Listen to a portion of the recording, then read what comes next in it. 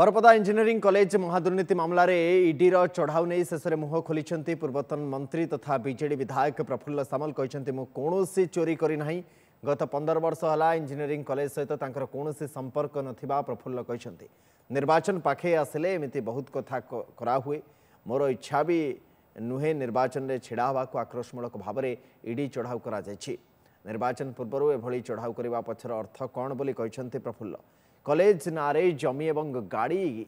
किणा बाबद 20 कोटी अधिक टंकार दुर्नीति मामलें ईडी पूर्वतन मंत्री प्रफुल्ल सामल तांकर पुओं घर समेत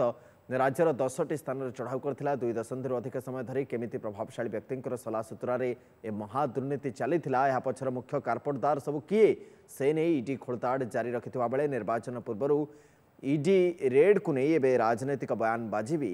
देखादेलानी। केते वर्ष है नहीं 15 वर्ष है बर्तमान मत आसिक पचारे आवश्यकता कौन निर्वाचन जिते पाखे आसे बहु कथा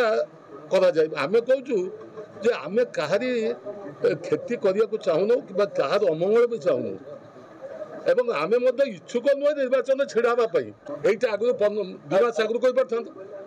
निर्वाचन आगे अच्छी कहीदे लोक मत आम विरुद्ध होम जो मैंने इच्छुक प्रार्थी होती जितवाटा सहज होता गोटे निश्चित भाव में आक्रोशमूलक नुहे से जो भाई भाव में आम सहित आलोचना कले जमी